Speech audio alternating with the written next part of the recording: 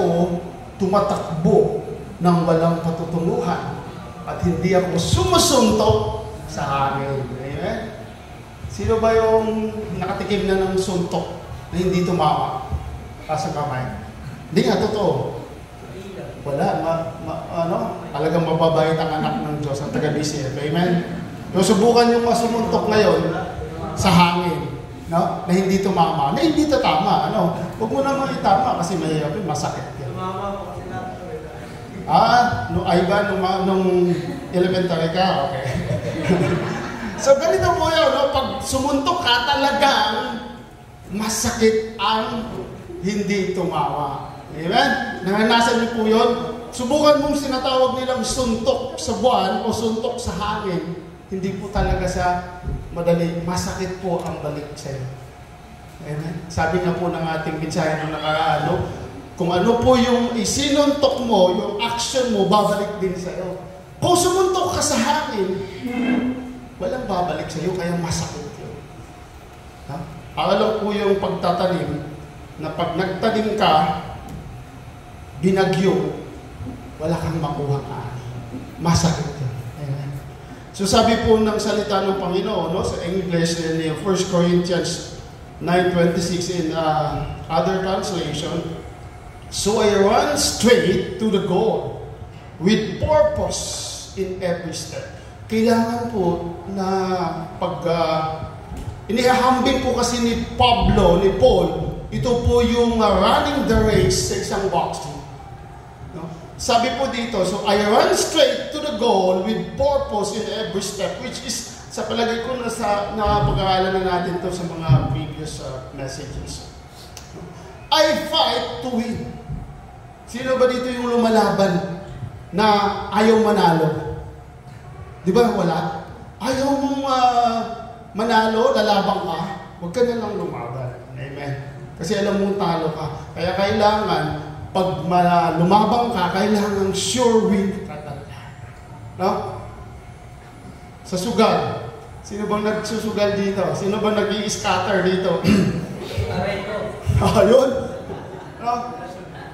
Ang sugal po talaga ay walang panalo. Totoo po yun. Sa una lang po yung papanalunin ka. Pero hanggang matagal, tatalo ka. That's the devil's key. Kaya take note. Wala pong sugal na panalo.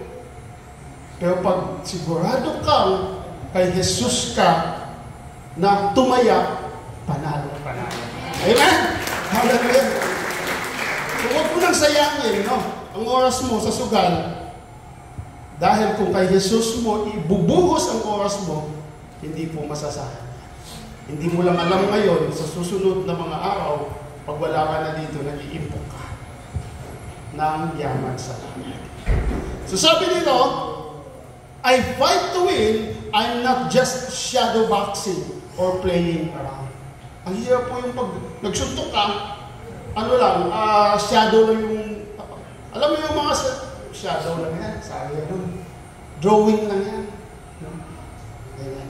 So ngayong umaga po, ang ating pag-uusapan ay hango sa aklat ni Pablo, in 2 Corinthians chapter 4, 8 to 9, ang pamagat, knock down, but not destroy.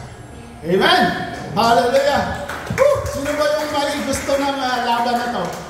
Sino ba kalaban ni Pacquiao dito? Sino ang kalaban ni Manny? Si Jonel? Hindi, joke lang. Si Marquez. Si Marquez. Hallelujah. Knock down, but not destroyed. Sabi po sa 2 Corinthians chapter 4, verse 8 to 9, we are pressed on every side by troubles, but we are not crushed. We are perplexed, but not driven to despair. We are hunted down, but never abandoned by God. We get knocked down, but we are not destroyed. Amen!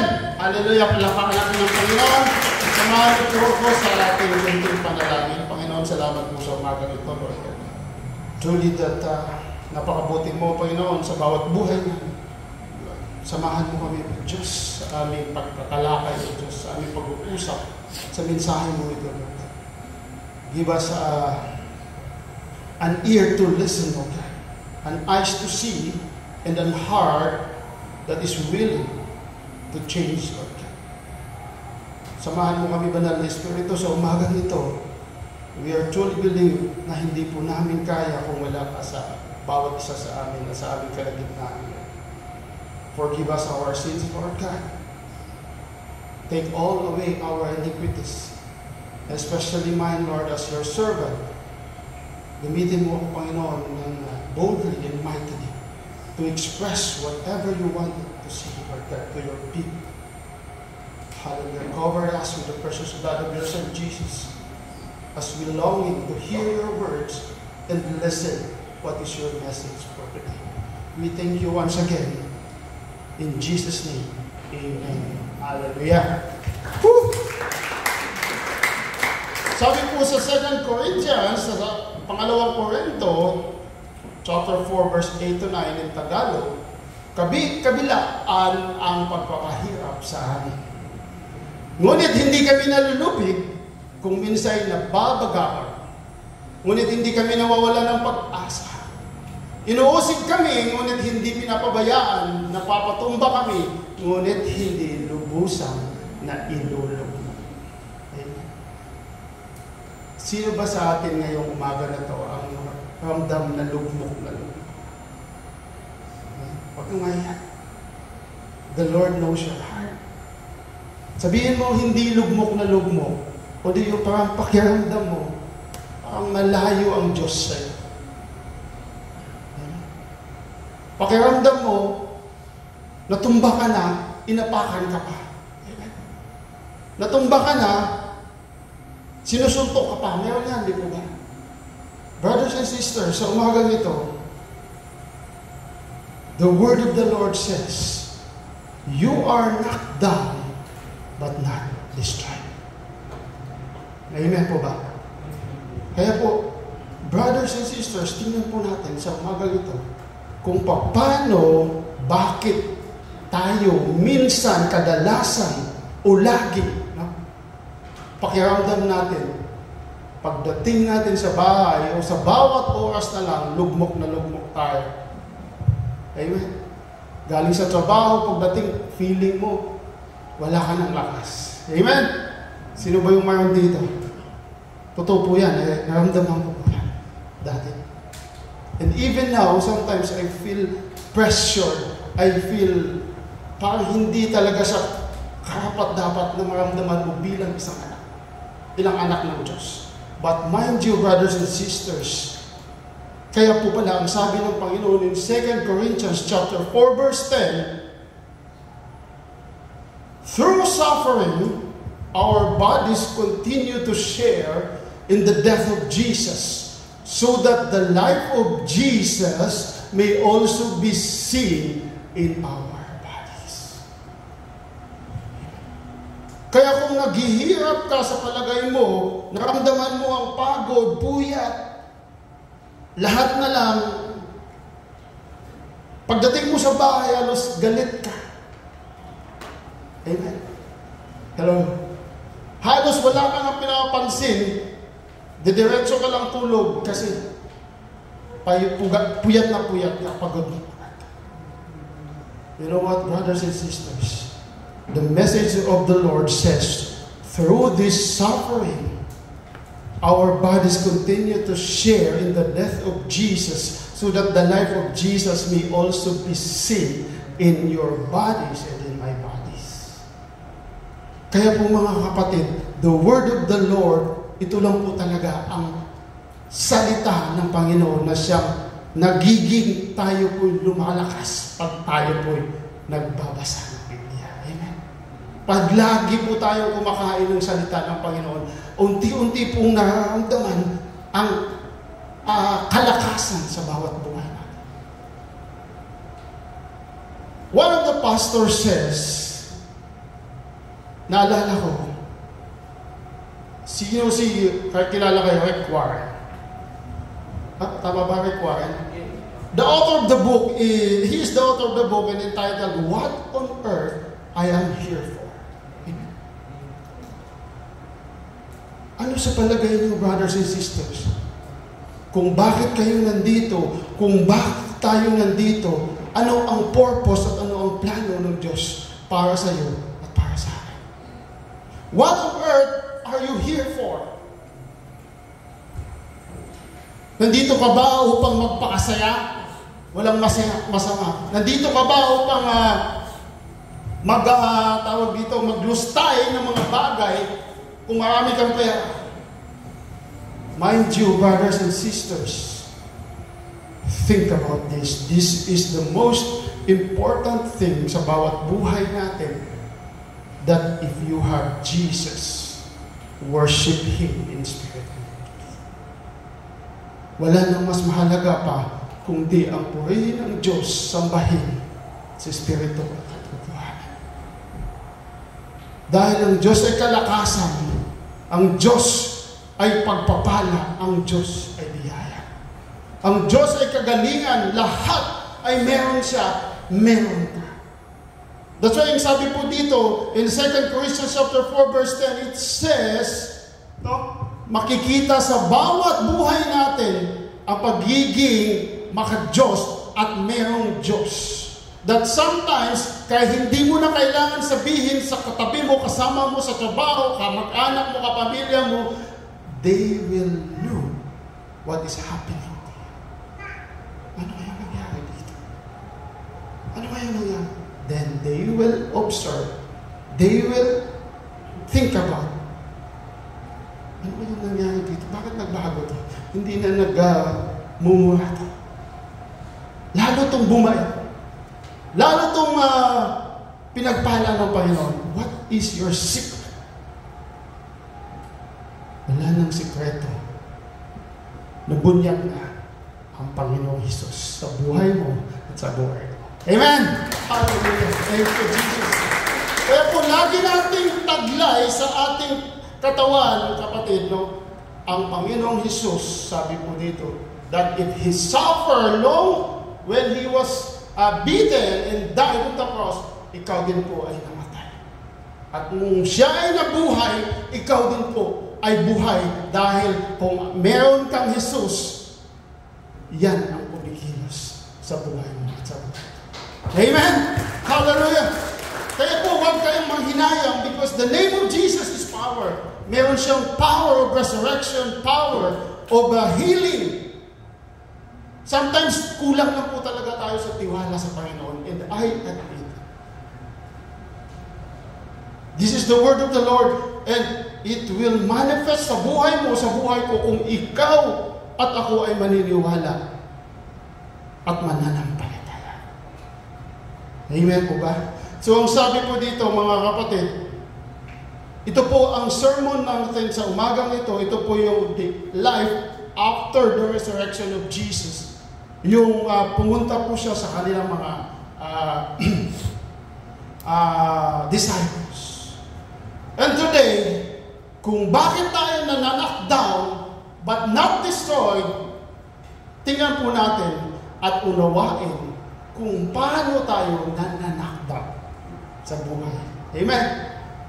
We have to understand kung what are those knockdowns things sa buhay natin. Ano ba ang mga bagay na tayo po'y nanakdown? Think about this. Ano bang mga bagay? Problema, finances, health, ano pa ba? Pressure sa pag-aaral. Kasi hindi ka lang nag-aaral. Rejection, exactly. Yes, it kills. But you know what? If you have Jesus, panangga. Hindi yan tatalaw siya. Amen?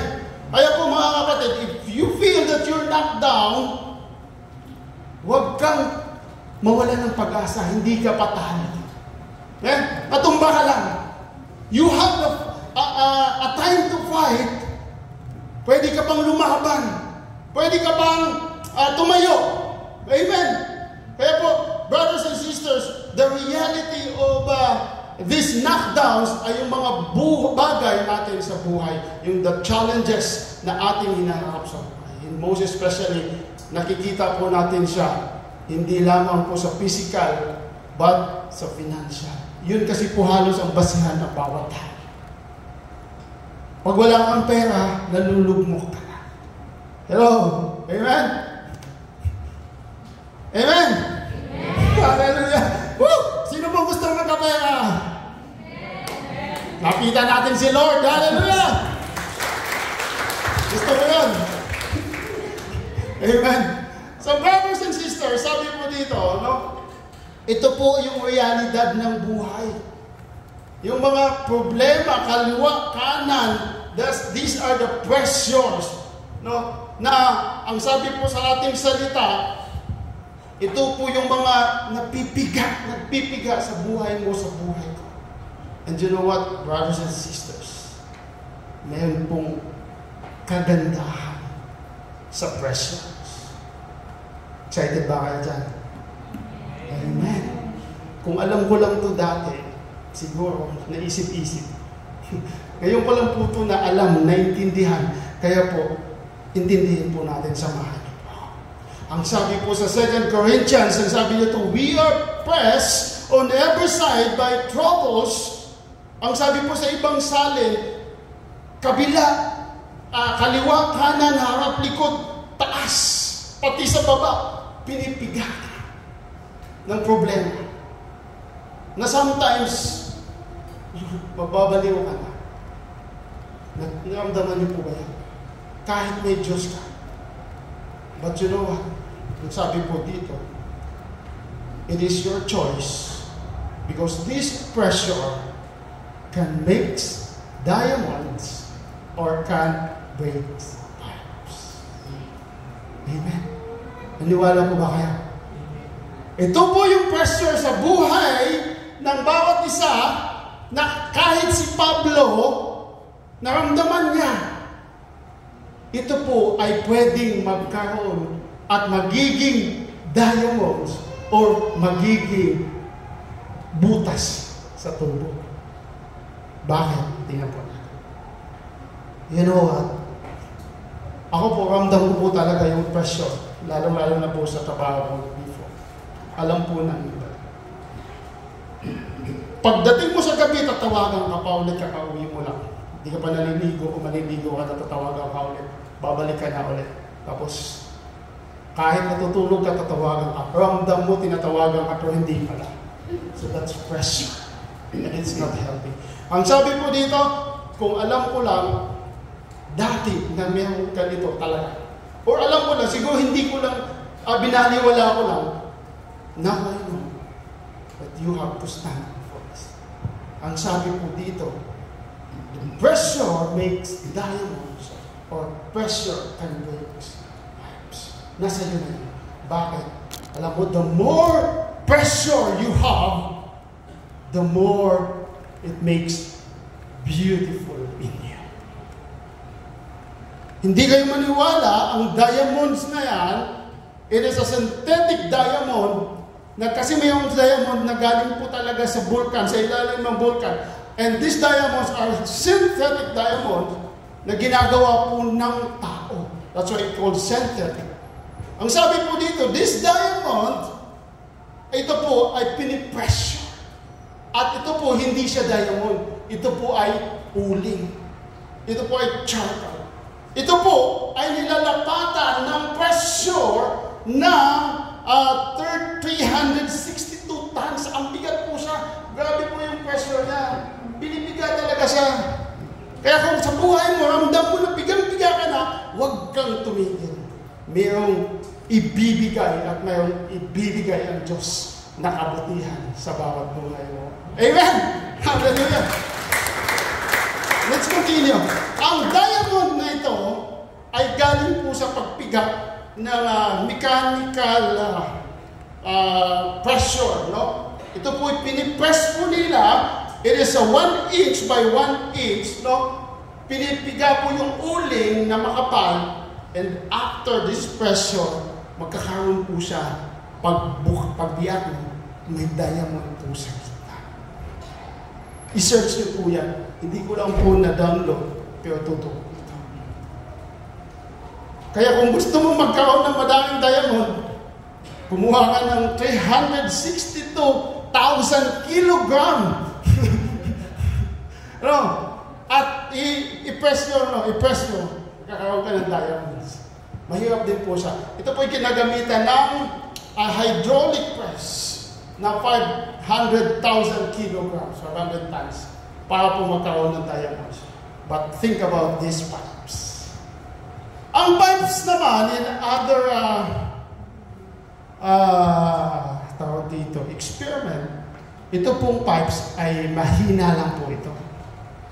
Ito pong pipes, ang maximum niya is 80, correct me if I'm wrong, may mga engineers po dito. Ito po ay ang maximum niya is 80 kilogram per square inch. No? PSI. Pag malakas yung pressure, ito pong pipes na to, sasabog po ito. Katulad po ng preaching po ng last week ba, no? Pag hindi po maganda yung sisidlan, nawawasak. Kasi hindi niya kaya yung pressure. And these pipes, no, ito po ay mahina. Although konting pressure lang, bumibigay. At alam ko po, maybe at that time, ito po. But if you want, brothers and sisters, this is your choice. If you want to have diamonds, sustain pressure. Amen. Ang sabi po sa salita ng Panginoon, if you want change, nagkakaroon po siya ng result, extraordinary result. Amen. Kaya palakpakan po natin ng Panginoon. Kung gusto mo ng pagbabago sa buhay mo, gaya nga ng po sinasabi namin lagi, na sinasabi ko lagi, gumawa ka ng bago. Amen? Gumawa ka ng bago, i-impress natin si Lord. Ano kayang bago na naman na, parang may bago na naman ako matatanggap kay Lord. So if you want change in the diamond, expect, no? It is a mandate na kailangan pinipress ka, pinipigya ka. Like the wine, the grapes, di ba? Pinipigya po siya. No? Kaya mag-extract na extraordinary results. Sabi po in James, Santiago 1, 2-4, mga kapatid, magalak kayo kapag kayo'y dumaranas ng iba't ibang uri ng pagsubok. Hello? Amen? Grabe naman to, sabi. Magalak ka pa kahit nasa susubok ka. Dapat ninyong malaman na nagiging matatag ang inyong pananampalataya sa pamamagitan ng pagsubok. Dapat kayong magpakatatag hanggang wakas upang kayo'y maging ganap at walang bago. Hello, Brother Christ. Tayo ba ito? Amen? Hallelujah. Thank you, Lord. Palakpakan natin ang Panginoon. So, dapat po tayo magpakatatag. Alam mo, sabihin mong, kasi ang pagsubok, pwede siyang intermittent. Hindi ko naman sinasabi kasi the word of the Lord says, makakadanas ka po talaga ng pagsubok. Porket Christian ka na, porket born again ka na, hindi ka na makakadanas ng pagsubok. Lumipat lang ako sa born again na yan, ang dami kong problema. Amen? Totoo. Kaya, sometimes, gumigive up ka. Just like the pipes. Amen? Nababasa ka. Nagbo-burst ka. Kaya hindi ka na bumalik. Kaya tuloy, hindi ka sa mga malulupit at mga bagyong dumadating, sirang-sira ka. But, if you know that if you have Jesus who can sustain you, anuman ang pagsubok na maramdaman natin sa buhay, hindi ko to kaya, Lord. Kaya mo to. Amen! Hallelujah! Thank you, Lord. Kaya po, and you know, the word of the Lord, it says, at dapat kayong magpakatatag hanggang wakas. Hindi po sinabi hanggang bukas lang. Hanggang wakas. Upang kayo'y maging ganap at walang pagkukulang. so that you will be complete and lacking nothing. Wala po tayong mapapala kung tayo po ay I really experience this. Kaya ito po ang mensahe ng Panginoon, hindi lang po ito sa iyo, sa inyo, sa akin po muna tumatama to. And this is the good message of the Lord for all of us. Kaya kung nakaranas ka ng pagsubok sa buhay mo, kapatid, this is only in this world. Amen. But keep on going. So sometimes, if you understand the knockdown, ano pong mangyari? Kung ma-knockdown ka, you will get a hit. Ang sakit. Amen? Matatama ka, masakit po talaga. Hello? Kaya, bago ka ma-knockdown, matatama ka muna, bubugbugin ka muna, ang mangyayari, you know what? This hits. Ito po yung mga pagsubok sa bawat buhay mo, sa bawat buhay ko. Yung health crisis, sabi nga natin, yung financial instability, the loss of loved ones, employment shake-up, rejection, sabi nga ni RJ, persecution, youth, this is for you also. Sa ngayon, maaaring hindi nyo po maramdaman to dahil meron pa po nagsusupport sa inyo ng mga magulang nyo. Take note. This is the time, no? Para kayong mag-isip. At para sa inyo po, kahit bata pa po kayo, humihingi lang po kayo ng allowance sa magulang nyo. Please take note. Maramdaman nyo din ito if your time. Kaya tulungan po ninyo ang mga magulang nyo upang pagdating ng panahon, matutulungan din kayo ng mga anak. Amen? Because the process of the Lord ay give and take lang po ito. No? Kung ano po yung ginagawa mo, yan din ang gagawin sa iyo. Amen? Hallelujah! Palakpakan natin ng Panginoon.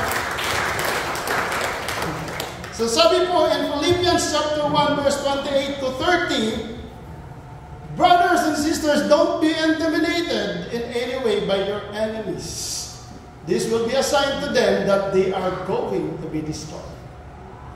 But that you are going to be saved even by God Himself. For you have been given not only the privilege of trusting in Christ, but also the privilege of suffering for Him. Lord, grabe naman to. Ang suffering pala ay privilege. Hallelujah. Amen? Saan ka nakakakita? Ano? It's an irony. But the word of the Lord ay hindi po talaga nagkakamali. But sometimes, you feel suffering, hindi po sa mga bagay na naramdaman mo, kundi the suffering that you are doing for God's sake. Amen? Kung nagsasuffer ka, hindi yung, Lord, ma-failure na naman ako sa exam dahil hindi ka nag-aral. Kung nagsasuffer ka dahil naglalakad ka lang patungo sa isang bagay na may Bible study ka, makabuluhang bagay, you suffer, that is a real suffering for God's glory. Amen? Palakpakan natin ang Panginoon.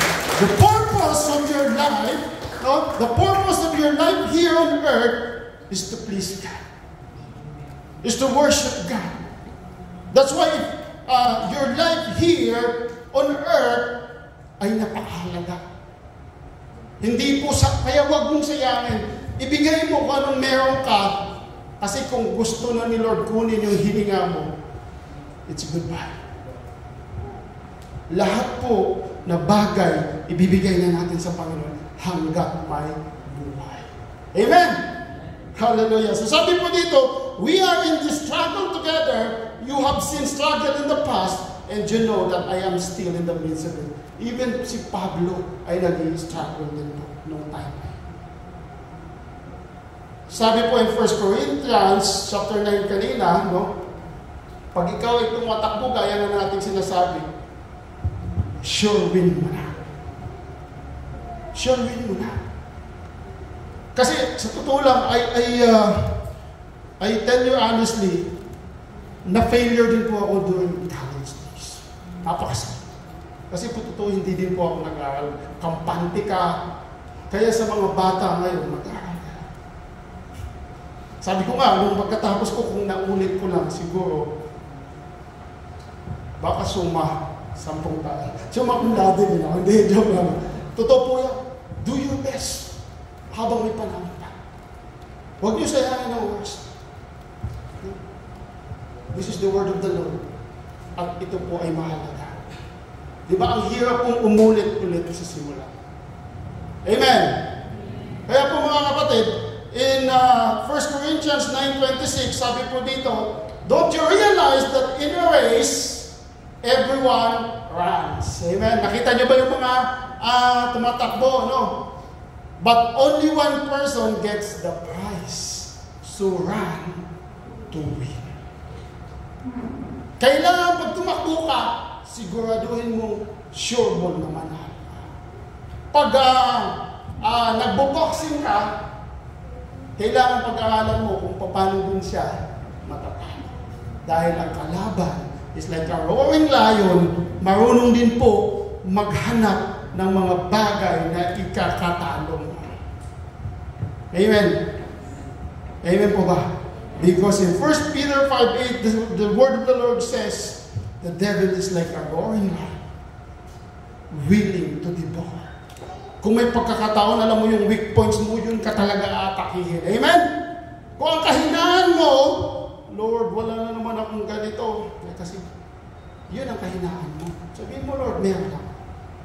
Ang demonyo, hindi na po aatake siya. Amen? Hallelujah. Declare it. Prophesy. Sabi nga po ng ating mensahe ko nakaraan. There's a power in the name of Jesus sa bawat ating pagsasalita. Amen. Nawa po ay atin po siyang mapamamumuhay. Hallelujah. So sabi po dito, all athletes are disciplined in their training. They do it to win a prize that will fade away. But we do it for an eternal prize. Amen. Ang prize po natin na tinatarget, pinofocus, ay eternal. Dito po, kung Olympic champion ka, dito ka lang. Amen? Kasi po, masarap pong manalo, masarap pong magiging gold medal, pero mas masarap kung manalo ka para po sa kapurihan ng Panginoon. Amen! Hallelujah! Ito po, I did not discourage you na wag na kayong lumaban sa buhay dito sa mundo. No? Kung mayroon kang Diyos, kayang-kaya. Sa 26, sabi niya, so I run with purpose in every step. I am not just a shadow boxing. Sabi po kanina. Hello. Sometimes, nagdududa po talaga tayo. Amen? Sino po yung nagdududa dito? Sa mga salita at sa buhay natin, Lord, parang hindi ito mangyayari sa akin. Kasi nga, nagdududa ka. Yun po talaga pala faith. Ang sabi po dito, if you are confused, think about that Jesus is never confused. Kahit kailan ang Diyos ay hindi nagdadalawang isip. Kung maniwala ka, pagpapalain ka ng Panginoon. If you believe it, sabi po in Mark, ang salita po ng Panginoon, kung maniniwala ka, humiling ka sa Panginoon, ikaw ay pagbibigyan. Amen. So if you get a hit, ano pong mangyayari pag natamaan ka? You will going down. Amen. Understand. They knock down. Pag tinamaan ka, masakit. Kung hindi ka handa, hindi ka trained, hindi ka stable, hindi ka steadfast, babagsak ka. Amen? Totoo po yun. Bi-breakdown ka. Tingnan mo, sino ba yan? Si Pacquiao. So, hindi po natin to minalit si Pacquiao. You know what? Ang mahirap po, pag bumagsak tayo, ngud-ngud. Hallelujah. Amen? Ang sakit po talaga. Kaya po, brothers and sisters, siguraduhin natin. So sabi po dito, in 2 Corinthians, chapter 4, verse 9, kahit inuusig kami, ngunit hindi pinapabayaan, napapatumba kami, ngunit hindi lubusang na ilulubog. Kasi masakit po talaga pag tumba ka, lugmok ka pa. Amen. In 1 Peter chapter 4, verse 12 to 16, napakaganda po nito. My beloved, brothers and sisters, huwag na kayong magtaka sa mabibigat na pagsubok na inyong dinaranas na parabang ito'y di pangkaraniwan. Sa halip magalak kayo sa inyong pagkikipagbahagi sa mga paghihirap ni Kristo upang maging lubos sa inyong kagalakan kapag nahayag na ang kanyang kaluwalhatian. Amen. Pinagpala kayo kung kayo'y kinukutya dahil kay Kristo. Sino pa ba ang kinukutya dito na, uy, born again, hallelujah, pag dumadaan ka? Mayroon pa ba? Pag dumadaan ka dun sa mga kasama mo, amen? Ito ba? Naranasan niyo ba yan? O yun dyan na si born again, hallelujah. Hallelujah. Totoo po yan. Nangyayari po talaga. Sabi mo dito, pinagpala kayo kung kayo'y kinukutya dahil kay Kristo, sapagkat sumasa inyo ang Espiritu ng kaluwalhatian, ang Espiritu ng Diyos. Verse 15, huwag nawang mangyaring magdusa ang sinuman sa inyo dahil siya'y mamamatay tao, magnanakaw sa larin o pakianamayan. Ngunit kung kayo'y magdusa dahil sa pagiging Kristiyano, hello, huwag ninyong ikahiya ito. Sa halip, magpasalamat kayo sa Diyos sapagkat taglay ninyo ang pangalan ni Kristo. Hallelujah! What a beautiful name. Amen? What a beautiful name. Kaya po, pag taglay sa iyo ang Panginoong Hesus Kristo, hindi ka mahihiya.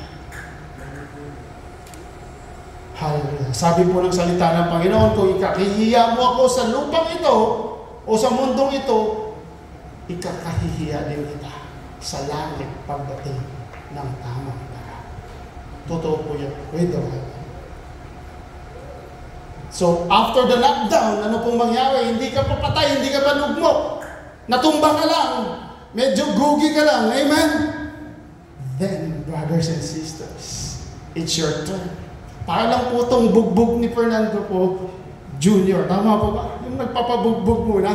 Tuwan-tuwa si brother. Tuwan-tuwa mo.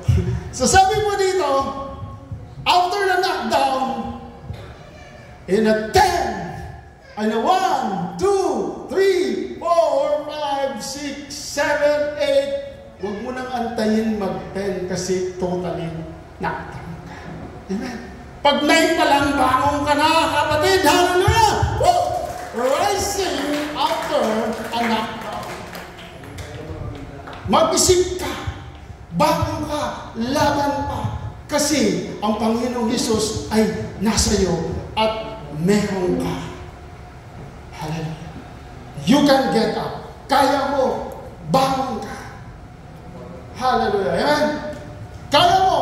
At ito po ang mangyayari. Sabi po dito in 1 John 4:4, but you belong to God, my dear children. You have already won a victory over those people because the Spirit who lives in you is greater than the spirit who lives in this world. Hallelujah! Woo! Kung anong meron kang Espiritu, kapatid, siguraduhin mong si Jesus yan. Amen. Because the Spirit who lives in you is greater than the Spirit who lives in the world.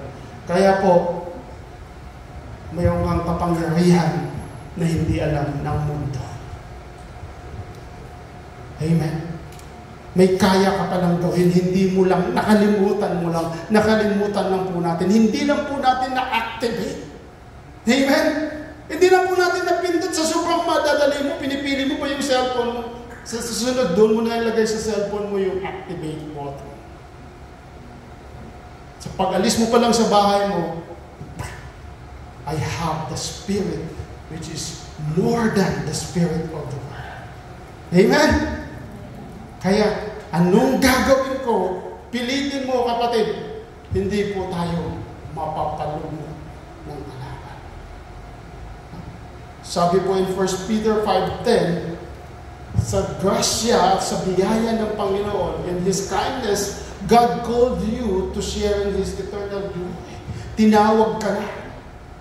Ang kailangan lang sumagot ka. Tinawag ka na. Alam mo, even before, nasa sinapupunan ka pa. Sabi nga ng preaching natin nung nakaraan, ano ba yung, yung pagkagawa ng bata. Ang sabi po dito, di ba, nag-uunahan po sila. Papunta doon sa, sa egg. So tapos, isa lang po ang may ligtas. Amen? Isa lang po yung sperm na makakapit. Ang mangyari po, hindi po yung paligsahan. Alam niyo ang totoo pong pangyayari doon? You have chosen. Hallelujah! Woo! You have chosen. Hindi ang Diyos nagkamali sa'yo. Hindi ang Diyos nagkamali sa akin. May plano ang Diyos. May plano ang Diyos sa akin. Kaya huwag mong sayangin ang buhay mo. I tell you this kasi naranasan ko na. Sayang po yung 10 taon, ulitin mo na naman. Kaya nung naging bata ka sa sinapupunan ng nanay mo, the Lord knows you. Hindi yun paligsahan, kundi pinili ka talaga ng Diyos na ikaw ang lalabas sa sinapupunan ng nanay mo because I have chosen you. This is the word of the Lord. Amen. Kaya po, huwag ka nang magduda. Hindi ka lamang winner, hindi ka lamang champion. Chosen ka pa. Amen! Hallelujah! So sabi po dito, in His kindness, God called you to share in His eternal glory by means of Christ Jesus. So after you have suffered a little while, mga kapatid, yung pagtitiis natin dito, ang mga bagay na naranasan natin po dito, sabihin mo, ilang taon bang gusto mo? 70 years old? 90 years old? Mamamatay ka din. Amen? And that's the reality of life challenges. So that's why, gaya ng sinasabi ko, huwag mong sayangin ang buhay mo. Give it to the Lord. You have called by God, if you experience suffering, ang bukas ay maaaring iba na. Amen? Ang ngayon ay lilipas na. Ang bukas ay hindi mo alam. Pero kung may Diyos ka, alam mo na pagpapalain ka. Amen? Hallelujah! Have faith. Maniwala ka, mananampalataya ka. So sabi po dito in Psalm 37 verse 23 to 24, the Lord directs the steps of the godly. He delights in every detail of their lives. Though they stumble, they will never fall, for the Lord upholds or holds them by the hand. Kaya nga po nung sinabi ko, pinili ka na ng Diyos. You are chosen because He knows and He is the director of your life. At nagagalak ng Diyos kung ang mga bagay na ginagawa mo ay para sa Kanya. He delights in every detail of your lives. Totoo po yun. At sometimes, kung may mga bagay tayo na ginagawa, ang Holy Spirit, unti-unti na po siya umaalis. Totoo po yun. Subukan mo pausukan yung sarili mo. Take a little bite of a cigarette. Or ano bang uso ngayon? Vape. Maramdaman mo na iba na yung may lumalabas. Because you are burning the temple of the Holy Spirit. Amen? Kaya po sa totoo lang, totoo po yan. Lalo na po, kung nandito ka sa church at ikaw ay hindi nakikinig, tulog, kapatid, the Lord knows who are you. Amen? Hallelujah! Palakpakan natin ang Panginoon. Hallelujah! Kaya huwag mong sayangin ang oras na ito. So, sabi po dito, kahit na mabuwal, siya ay babangon pagkat action-packed na nga, matutulog ka pa, napakahirap po talaga, no? Kaya kailangan may, kailangan ba mag-sparring pa po dito? So, kailangan po, ikaw mismo, sarili mo, tulungan na hindi mabubuwal.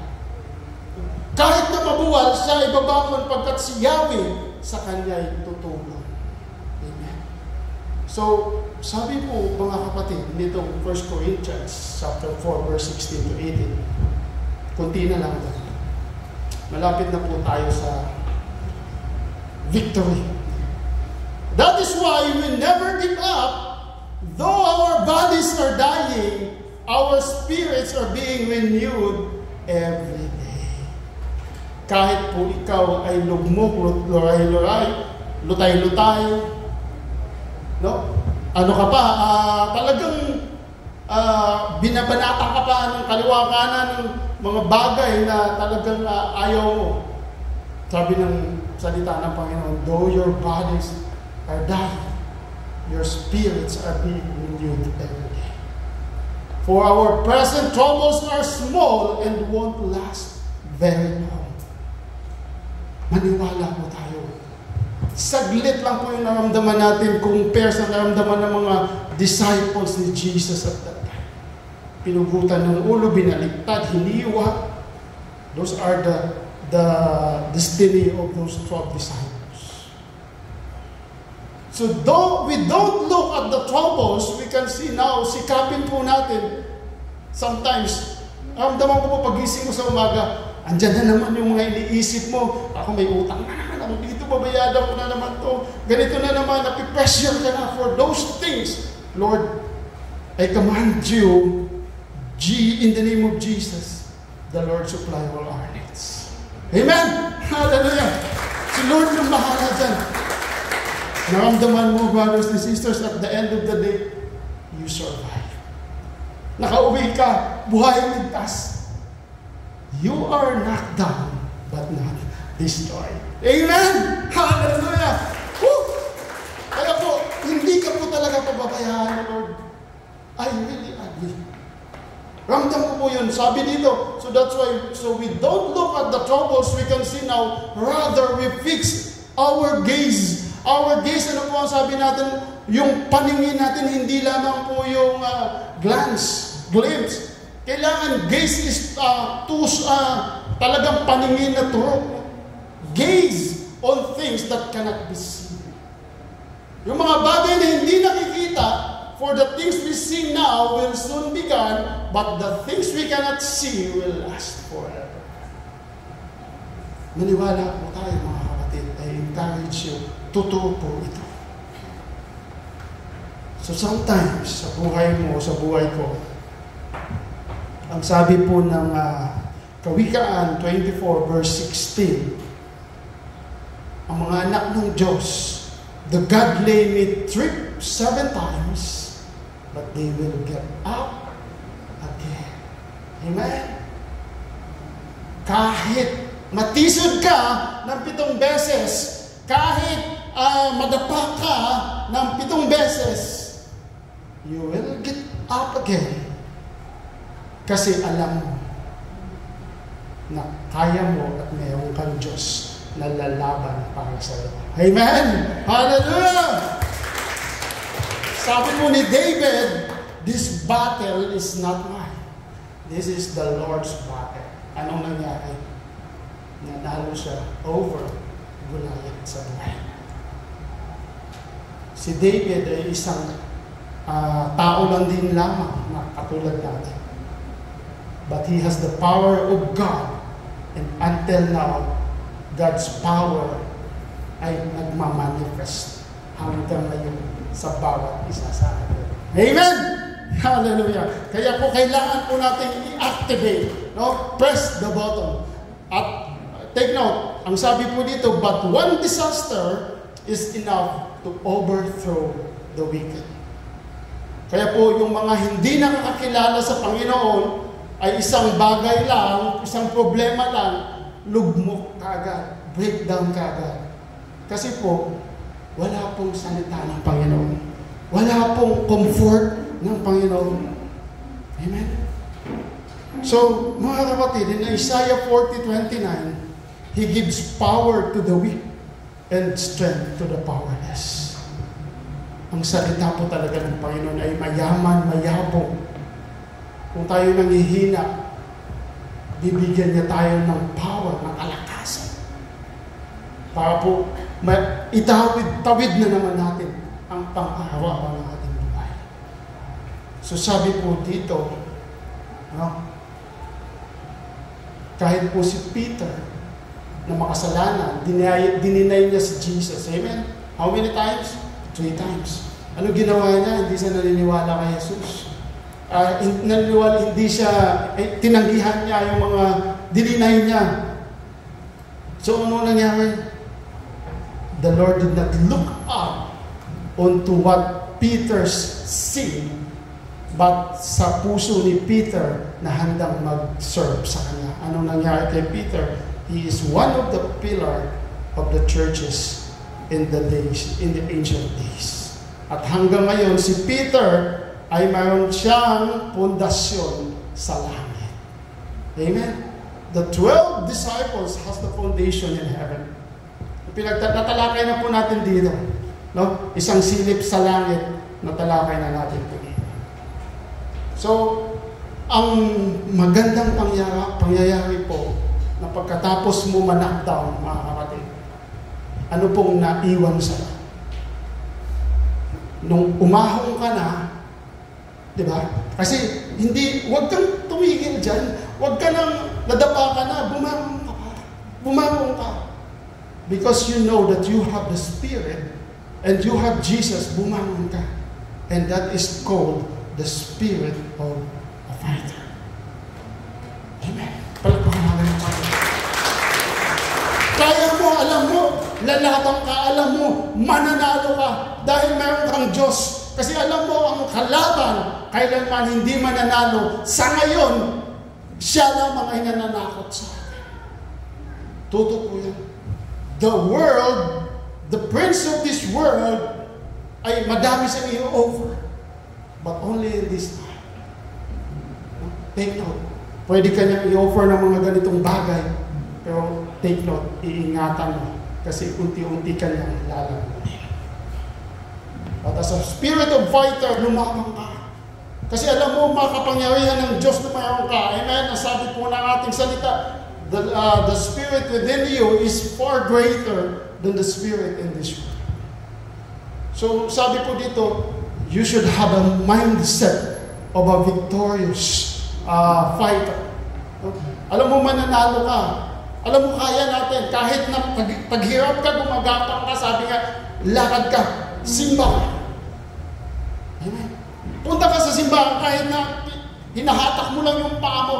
And I commendate Tatay Joe, God bless you. Kahit na lakad ka lang, kalakpakan po natin ang Panginoon sa buhay ni Tatay Joe. Kahit anong meron ka, lumakad ka. Amen. Punta ka sa simbahan, manalangin ka. Because the Lord knows your heart. And He will bless you. Isang ama, pag nakita ang anak na gumagawa ng kabutihan para sa kanya, ano yung magagawin ng anak? Ama, pagpapalagin mo talaga ang anak. Amen? Tunay. Isang ina na gumagawa ng maayos. Ang isang anak na gumagawa ng maayos, nakikita ng ina, anong gagawin ng ina? Maaaring bilhan ka pa ng mga pagkain mo para tuluyan ka mag-aaral. Amen? Totoo po yun. Walang masama. Ang mabuti, talagang ito po ay pangmatagalan. So you have to have a mindset of a victorious fighter, and you have to focus on the goal. Amen. Sabi po ang salita ng Panginoon, in Philippians chapter 3 verse 12 to 14, before we end this service, sabi po dito, hindi sa nakamtan ko na ang mga bagay, mga bagay na ito, hindi rin sa ako'y ganap na, ngunit sinisikap kong makamtan ang gantimpala, sapagkat ito ang dahilan kung bakit ako'y tinawag ni Kristo Jesus. Mga kapatid, hindi ko pinagpalagay na makamit ko na ito. Ngunit isang bagay ang ginagawa ko habang nililimot ko ang mga nakaraan at sinisikap na marating ang layuning nais kong makamtan. The focus of your life is no other than only in Jesus. Nagpupunyagi ako patungo sa hangganan upang makamtan ang gantimpala ng pagkatawag sa akin ng Diyos. Sa pamamagitan ni Kristo Jesus, ang buhay na nasa langit. Amen. Mga kapatid, I press on toward the goal to win the prize. Even though you are struggling, even though naghihirap ka, pero panandalian lang. Alam mo, hindi yan tatagal. Amen? Sabi nga natin, ang araw ng bukas ay iba sa atin. So, I press on toward the goal to win the prize for which God has called you. Ang sabi nga natin, tinawag ka. In a heavenward in Christ Jesus. Tinawag ka ng kalangitan na magampanan ang nais ng Diyos sa bawat buhay. Hindi ka lamang pinili, kundi tinawag ka pa. Ginastify ka pa, napakabubuti ng Panginoon. Kaya huwag ka nang magdahilan na hindi mo kayang purihin ng Diyos na buhay. Amen. So mga kapatid, in conclusion, maaaring ikaw ngayon ay nakaranas ng knockdown, hindi lockdown, knockdown sa buhay mo, subsub pa, bumangon ka. Bumangon ka. Ang sabi po dito, dahil ang kalakasan ng Diyos ay patuloy niya ibibigay sa iyo kung ikaw ay magtitiwala sa Kanya. Ask your friends, your families, your relatives to support you. That is your strength. And you have only to focus. Sabi po ng salita ng Panginoon, focus your eyes into Jesus, the author and perfecter of your faith. Wala nang iba. Lagi po natin isipin, focus. Lagyan mo ng pagkakang kabayo. Lagyan mo ng peering po dito. Blindfold yung gilid mo para hindi ka na makatingin sa kabila, sa kaliwa pa. Focus your eyes to Jesus. And if you have all these things, you can rise again and you will win the battle. Amen! Hallelujah! Woo, thank you, Jesus. Remember, brothers and sisters, every delay sa buhay mo, sa buhay ko, may dahilan ng Panginoon. Every sufferings that you have encountered, may dahilan ng Panginoon. Maaaring sa pamilya mo, naging apektado ka, may dahilan ng Panginoon. Sabi nga na ang aking mahal sa buhay, ang sabi nga, hindi lamang ikaw ang may problema, lahat po kayo sa pamilya magkakaproblema kung mayroong pangyayari sa mga mahal mo sa buhay. Kasi you are affected. That's why you have to go together to pray. Ask them to be with you, to pray. Because the Lord is not far. He is so near to give you the victory sa buhay mo at sa buhay ko. Can we all stand, brothers and sisters? Hallelujah.